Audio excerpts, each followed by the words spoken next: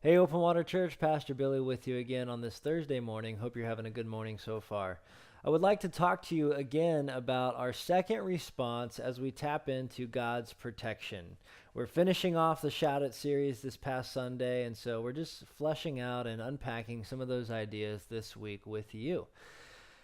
Thank you guys for joining us every morning. I always want to say that to you, and it's great to be able to have you guys connected with us, and we hope that these devos really bless you every morning. And so let's talk about response number 2, and that is to move.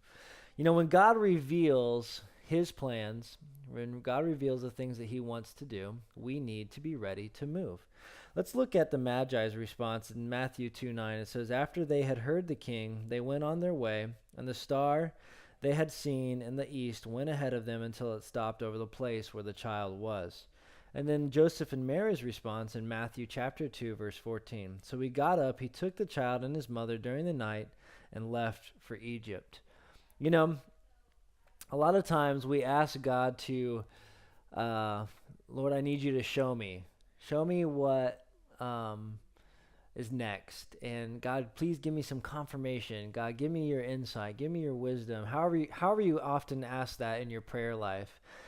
And so sometimes I think God answers us. Actually, I know God answers us. And he gives us confirmations on those things. But I think in our flesh and in our human nature, we oftentimes go, okay, God, I hear that, but I need, can you give me one more sign? Can you give me one more confirmation on that? And then I'll take action and then I'll move. Well, if we look at both the Magi's response and both Joseph and Mary's response, as soon as God gave them those insights and God gave them those confirmations, they moved. They didn't hesitate. They didn't wait. They didn't say, God, I need one more sign, please, or I need one more confirmation on this thing that you're telling me to do. No, they chose to immediately take action, and they chose to move. I can remember thinking back and playing basketball and soccer in high school, and our coaches would give us instructions. And in those moments, whether it be in practice or whether it be in a game, when we huddle up or when we break for halftime in a soccer game, the coaches would give us instructions and tell us, you need to do this, you need to move here, or you need to go and change this. You know, if I or other teammates had waited and say, okay, coach, maybe you can say that a little bit differently, or maybe you can say that to me one more time. The coaches, I think, eventually would get frustrated, right? They probably wouldn't want to play you, or they wouldn't want to put you in that position because they think you're hesitating and they're not taking action to move. And in the same way, God, who is our coach, if you will, he doesn't want us to hesitate either. He wants us to take action. He wants us to move. When he directs us, he wants us to be obedient and to move.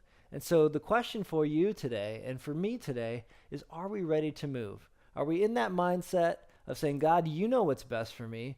You have a plan in place for me. You've got purposes that have already been laid out for me. And so when you give me instructions and when you give me confirmation on the things in my life, whether it be a relational thing or a business thing or a spiritual matter that's going on in our life, I'm ready to move. Whatever you say, God, I am ready to move.